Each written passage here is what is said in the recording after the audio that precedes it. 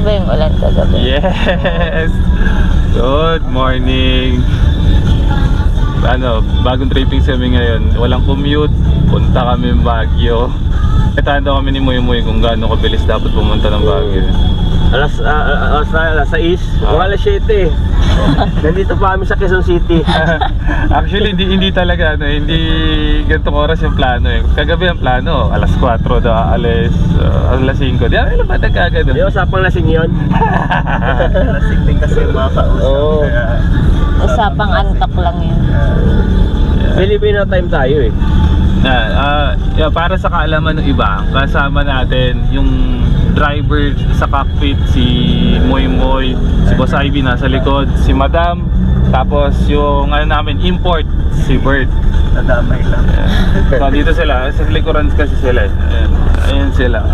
Yan, tamang relax. At singhot. Ayan, nag-ano na si Boss Ivy, nag-a-addict na. Tapos, ganyan ka-traffic ngayon. Iyan ang ano namin. Sinong binibira namin ngayon. Traffic sa Commonwealth. Tapos mamaya, tingnan natin kung paano yung ano. Siya sabi kasi ni Moy Moy, palili pa rin daw niya yung, yung auto. Pinakagano no? Sigurado ka dyan. Dalawang kariton lang yung nasa. Ganun sa India kaya eh. Gano'n. Nagawa talaga nila yun. Ano tao doon eh, mga ano eh, alien eh. Grabe no. Sakto, masusubukan natin yung mga gamit. Kasi si Moy Moy mamaya, gusto niya mag-drone shot. Mag-drone shot siya doon sa may ulo. Sa ulo mismo ng leon. Papakitaan ko yung guys ng paano lumipad si Moy Moy gamit sumasakay siya ng drone. Hindi pala dala yung drone, kuya. Ha? Ayun lang. Ay, di na ako sasama. Itabi na to. Yun na, nagtampo na si Moy Moy. Wala nang drone. Ito yung 360, wala din. Naku, wala rin. Ay, Beshi, oh. Inaano ka, Beshi. Ay, Moy, anong gagawin niya pag ito-overtake ka? Nagpabiyan. Sabi saan? Oh, Beshi, oh. Beshi, Beshi, napakitaan ka, oh. Ino-overtake kasi kami ng naka-raider. Si Moy Moy kasi raider din yung motor niya. Wala. Kaso, na-jump shop na. Hindi na gumagana. Nagpahiga, may lagnat eh. Baby niya yun eh. Nakita ko pa yung last time na uwi ah. Betli, ano gagawin natin sa ano ni Moy Moy? Junk shop na. Wala na Buwan yun. ang ano nun. Baby niya yun dati. Ngayon. Magkano yun kuya? Ha? Magkano yun? Ano ko yun? 1.5 million yun. 1.5 million tapos ang gusto nila ilagay lang sa junk shop. Oo, sa junk shop lang. Ano yun? Sarap Yani nga, sabi yan eh. Benta natin yan kuya, kutungan kaya kita. Makapag-suggest eh, no? Benta yun eh, yung benta eh. Sana maaga kami makarating doon tapos hindi traffic. Kasi alam naman natin, Baguio parang ano na rin eh, metro eh. Sobrang traffic na rin. Pero ang tansya ko hindi ganoon masyadong daming tao ngayon kasi patay na araw yung punta namin eh. Weekdays tapos ano pa, Thursday. Tapos balik din kami rito kinabukasan. Ang unang plano nga namin ni Boss Ivy, one shot Baguio eh. Akyat ng umaga, ay ng madaling araw, tapos balik din ng hapon. Pero dahil nga may bagong mga kasama, binago yung plano. Tignan malaglag yung cellphone. Yan, siguro update na lang namin kayo pag anong mga mangyayari. Kapag natuloy kami. Kung mapupunta nga ng Baguio talaga. Baka mamaya punta na ito, Tagaytay lang eh. Mag-ano lang kami, magbubulalo. Tapos Tulog muna kayo para pagising nyo sa ano na tayo. actually siguro hindi naman ako hindi na maliligaw na eh. Kasi ano na eh, kabisado ni Moy Moy yung daan. Hindi katulad dati na minapa pa ni Ivy nung motor kami. Takit lang tayo mamaya. Yes, tamang lakad muna kami ni Boss Ivy kasi yung mga Nakasakay na kasama ba sila? namin, feeling ko yung mga kasama kasi namin ay ayaw maglakad kami, maglalakad kami papuntang hotel. I-ano muna, magma-moment muna kami, solokin ko muna yung bago kong asawa. Bago? Alam mo nagkaroon ng una eh. Kaya doon kami galing kanina. kainan ng bulalo sa slaughter. Sa slaughterhouse. Sakto to para matagtag-tag din.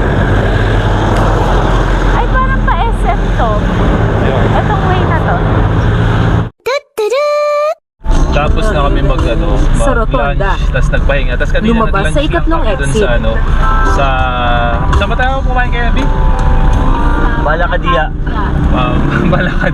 Malakadia, Jai. Yun yata yun. Basta doon sa may slaughter, yung may masarap na na bulalo. Tapos ngayon, punta kami dun sa gustong isang punta ni Boss Ivy sa Mount Kamisong yata yun. Ganda yung overlooking doon kapag ka sunset. Pero medyo nagiging babae na naman si Baguio. Nagiging moody na naman. Kanina, tirik yung araw ngayon. Pagkaraan ng 200 metro. Ayun, no, Kumanan. Hala, uy. Tapos mamaya itatry namin yung tawag dito. Yung malay inasal. Basta karamihan ng nightlife dito susubukan namin sa Baguio. Kasi yun naman hindi namin susubukan Pagkaraan ng 400 metro. Dito na kami sa Mount Kamisong. Medyo malayo yung biyahe. Feeling ko kapag wala kang sariling sasakyan or walang sariling service, ang hirap makapunta dito. No, Bi? Yeah. Tapos Pero alam ko may mga taxi naman na pwedeng i-hire dito. more on kasi overlooking ang meron dito. Punta kami dun sa kung saan magbabayad. Ang pagkakaalam namin ni Boss Ivy, 500 ang bayad dito sa per head sa Mount Kamisong. Bayad si Boss Ivy.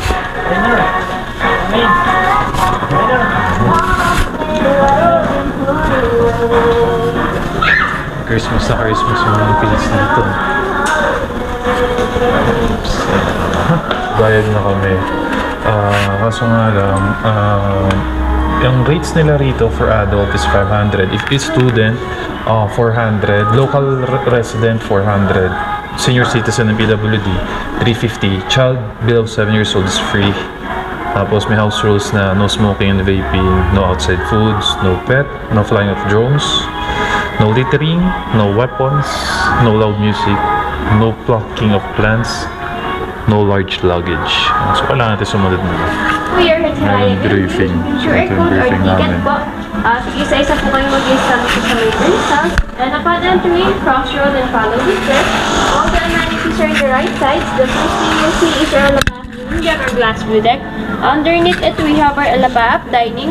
Right across it, we have our Marahuli view deck po with parabolic design. And may mga buzzers po tayo doon. You can check it out.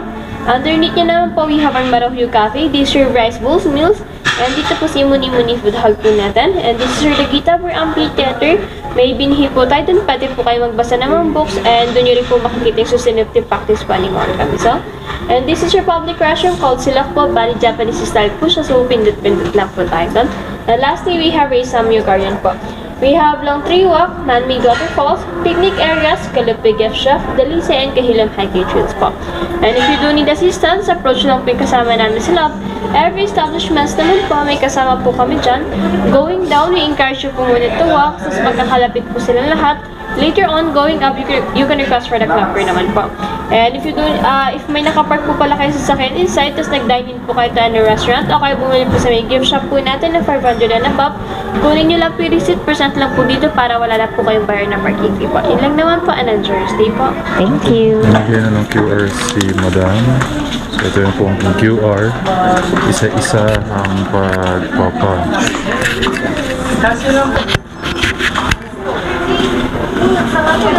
Ayan. Napasok. So ito. Okay, scan. Alright. Hi. Hello po. Tapos may mga services din yata na pwedeng gamitin dito. Kung gusto mo maglakad. Ayan. Marami pwedeng gawin dito talaga. So ang labanan dito palakasan ng binte. Isa sa magandang attraction nila rito. So magpapa-picture ka doon. Yun nga lang, meron din tong pila. Good thing din is hindi umuulan. May kipila muna kami nila Boss Ivy. Tapos meron kaming ginawa na kung makikita ninyo, nandun yung mga kasama namin kasi para makakuha ng long range shot pag nandito habang nandun kami. Nas palit-palitan lang din.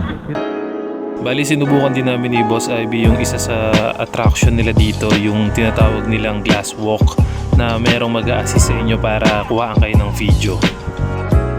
Ito yung sample video na kuha sa amin ni Boss Ivy nung nag-assist sa amin dyan sa glass walk.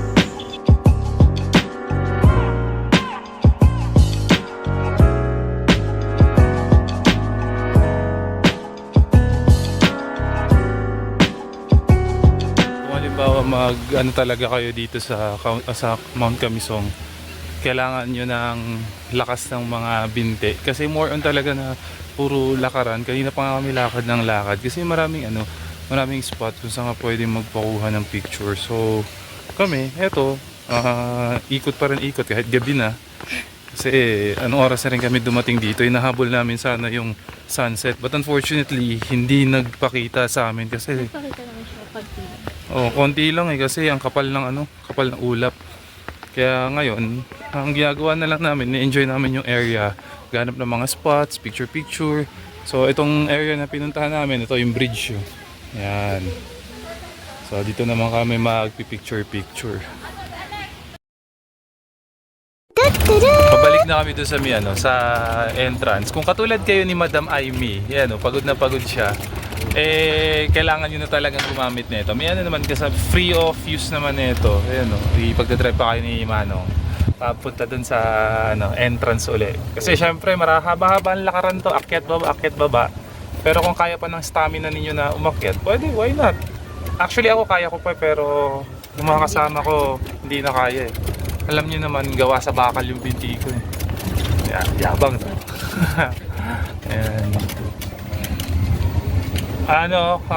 Nag-enjoy kami dito sa Mount Camisong. Kasi kung ang trip nyo is more on picture tapos sightseeing, medyo relaxing kasi hindi ganun ka-crowded. Perfect to sa inyo. Tapos yung mga work of art nila dito medyo makakaiba rin talaga. Ngayon, ang plano is mag-dinner na muna. So hanap kami kung saan magdi-dinner mamaya. Okay, so dinner time na kami. Dito na kami sa Balay Inasal. So overlooking dito, kung dun sa may labas, meron pwesto na overlooking, then you will going to stay for an hour para dun ka kumain. Parang you will going to see the city lights. Pero kami, dito na kami kumain sa loob kasi malamig doon sa labas. Yan dito. Tapos yung inasal nila rito, ang galing. Parang boneless yata ito. Parang boneless. Tapos sobrang juicy nila nung chicken. Hindi ko lang alam kung ano yung lasa, kung magkakatalo. So, tatry ko na yung chicken nila. Pero yung chicken nila ang bango. Tatry ko ng raw chicken itself. Ito yung raw chicken. Raw chicken? Raw tuloy. Chicken lang na wala. Plain lang. So far so good. Okay naman yung lasa niya. Tapos yung pagdating sa texture, medyo hindi siya ganun tawag dito. Hindi siya ganun kalambot. Pero okay sa akin yung ganitong chicken. Kasi ang pangit naman pag sobrang lambot ng chicken. Tapos hindi siya lasang dagat. Yung lagi na tinitignan ko sa pagkain, dapat hindi lasang dagat. Tapos kung gusto niyo yung makapwesto doon sa labas overlooking, pwede kayong magpa-reserve sa Facebook nila kasi parang 1, 2, 3, 4, 5, 6, 7 slots lang ang pwedeng pumwesto. So kung marami kayo, I suggest pa-reserve sa kanila. Kasi hindi kami nagpa-reserve Well, ngayon, pwede namin pumwesto doon kasi bakante naman. Pero dito na lang sa loob. Masarap yung suka nila. Masarap yung rice nila, parang may something. Yeah, rice nila. May something sa rice. Hindi nga lang, hindi kasi sila under-ice. Yung area nila, medyo mahirap din hanapin kasi po, ano to, paahon papunta rin. Puro ahon, tapos yung parking nila, pagka low wide yung sasakyan ninyo, may hirapan kayo sa parking. And also, don't expect sa price kasi pagdating sa price, I can say to you na medyo hindi siya same ng mga price na pinakainan namin ng mga inasal. So yun, kung if ever gusto nyo ng spot dito sa Baguio na pwede makainan na overlooking good yung food, so I suggest try nyo itong Balay Inasal. Pero kami ngayon, kain lang din muna. Tapos, ewan namin kung maubos namin kasi ito yung order nila Moy. Ayun sa kanila. Ayun, paano nila uubusin yun? Kailangan makafocus sa pag-ano para maubusin. Ayun. Jump off na muna kami dito. Kaming tatlo pa, si Bert, si Moy at saka ako. Hinihintay namin sila, Boss Ivy tsaka si Amy. Galing kasi sila sa hotel. Kami, ipinark namin yung dala-dala namin kotse somewhere dyan sa boundary kasi hindi na pwedeng pumasok yung kotse dun sa loob ng city proper kasi may coding. Coding yung sasakyan. Kaya from parking na sa boundary, bumiyahin lang kaming taxi papunta dito, tapos hinintay namin sila Boss Ivy. From hotel papunta naman sila dito sa Mines View. Nag-drop kasi kami dito sa Mines View kasi may pupuntahan kaming bibilan ng pasalubong. Hindi kami ubi jam. Actually maganda yung punta namin ngayon dito. Wala pa masyadong tao. Friday kasi. Kaya siguro walang masyadong tao. Kung weekends kami siguro pumunta dito, malamang maraming tao. Yung last na punta ko dito, hindi mong ganito itsura. Ibang-iba na yung itsura. Bago. Sa paglalakad. Ako na naman sabay hagdan. Punta kami dito sa mismong view. Niloloko ni Moy si Bert. Sobrang taas pa, sobrang lalim pa ng lalakaran. So, ayan yung view niya. Usually, wala na bago, ganun pa rin. From the last time na nagpunta ako dito. Ayan. Diba? Yun lang talaga, ang mahirap dito. Mahirap kumuha na ng spot para magandang picture. Gusto nyo, agahan ninyo pagka pupunta kayo dito.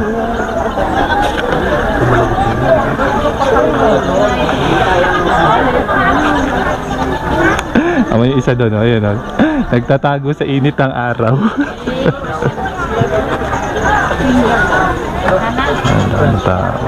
Tapos na kami mag-picture doon. Konting shots lang, tapos bigayan lang sa mga tao. Tapos punta kami talaga sa target namin, sa Good Shepherd. Ayun, kung gusto nyo dito, may mga pictures sa kabayo. Mga colorful na kabayo. Pero pag tanongin nyo lang si Moy, siya dito, lokal. Marami siyang technique. Nagbabawal technique. Para makamura. Yes, dito na kami sa sa Good Shepherd. Yan. Bibili lang talaga kami ng jam. Yun lang ang target kaya kami pumunta dito. Tapos si si Boss Ivy. Balot na si Boss Ivy kasi sobrang lamig dito. Konting hangin lang ramdam mo yung lamig. Same pa rin, last na punta namin dito sa Good Shepherd, paahon pa rin yung pagpunta. Ayan, nandito kami sa kung saan pwede umorder. Ayan yung mga prices and ranges nila. Mag-order muna kami ng Boss Ivy. Titingin lang kami kung ano yung pwedeng ma-order.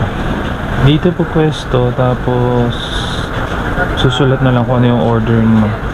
So kami, pipila na namin ni Boss Ivy. Kami. Yun lang naman talaga sinadya namin dito. Ubi jam. Ayan, nakuha na ni Boss Ivy yung ubi niya. So may ubi na. Yung target namin dito sa Good Shepherd is nagawa na namin. Pero meron sila nakita doon ice cream. Mag-ice cream daw muna sila. Tapos may yung doon sa overlooking. So next namin, meron sila dito nakitang ice cream. Ayan. Mag-ice cream na lang kami, tapos pagkatapos nun, alis na uli dito. Nakabalik na kami from Baguio. Tapos, yun, trip lang naman namin kasi ng Baguio. Ano lang, biglaan lang naman yun eh. Walang plano, basta umakyat lang ng Baguio, nagpalipas ng oras, nagmerienda lang doon.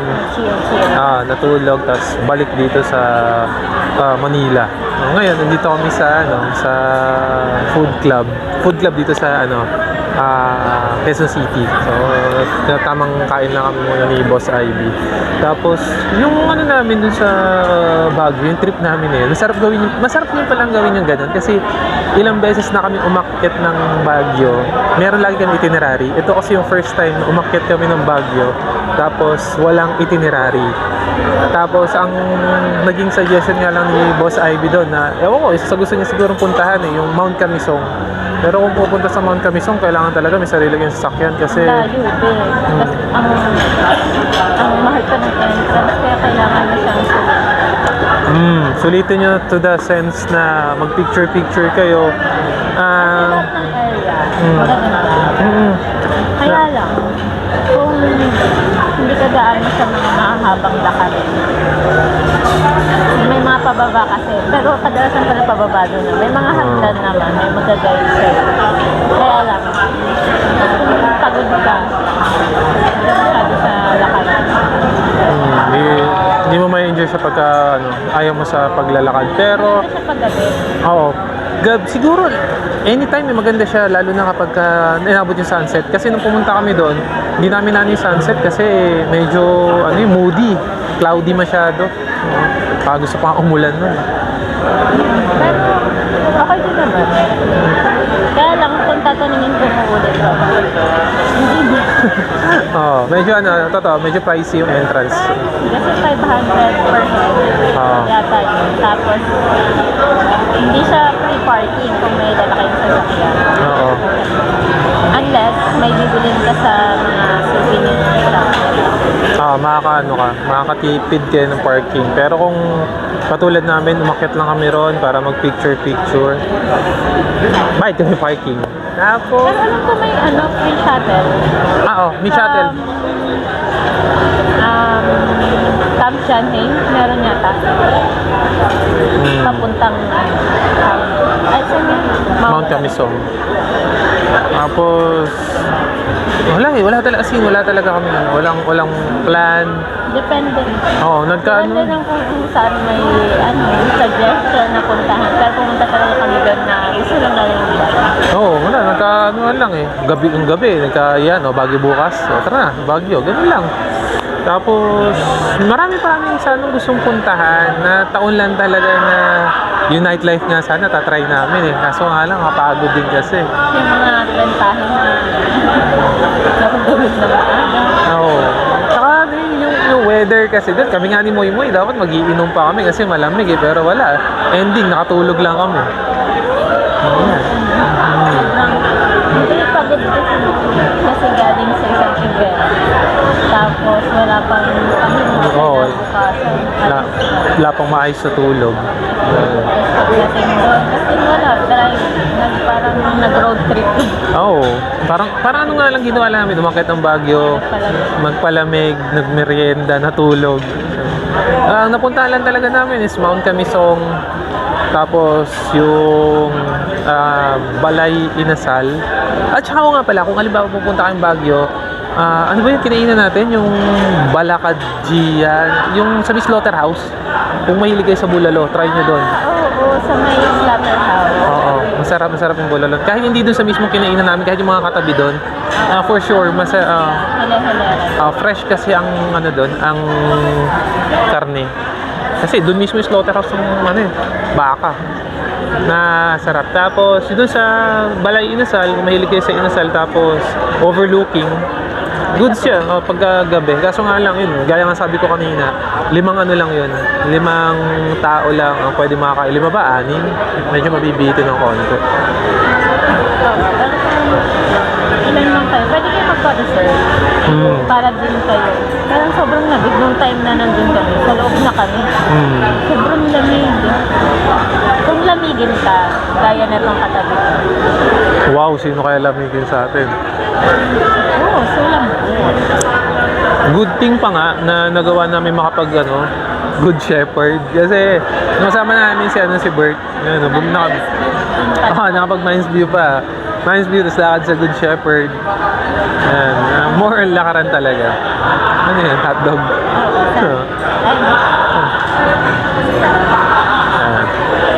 Wala, nag-relax lang din kami dun sa nice view, tanaw lang. Tapos, inabot pa ng coding yung sasakyan. Yung ginamit na sasakyan, coding pa. Right? Ginawa. Ano to tip? Kapag pumunta kayo doon, tapos nakabutan kayo ng coding, i-park nyo dun sa hindi na siya sakop. Tapos mag-commute naman kayo papunta doon. Pero ginawa. Hindi sakop na vicinity ng Baguio City. Baguio City kasi, para doon sa hindi nakakaalam, may coding doon. Motor at saka kotse, may coding. Pero, huwag na kayo umakyat kapag coding kinabukas. Kasi mamumblema ka.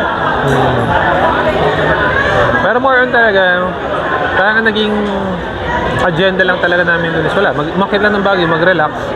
Tapos, na side trip namin yung mga napuntahan.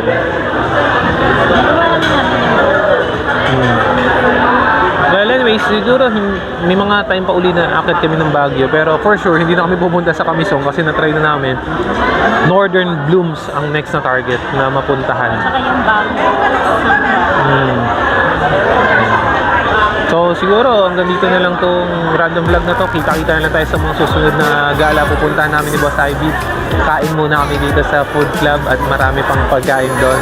Oy, mura dito sa Eat All You Can nila. Malapit lang, so maraming choices of food. Kung mahilig kayo kumain, try nyo rin dito sa food club sa Fisher Mall. So hanggang dito na lang. Peace! Signing out! Ciao!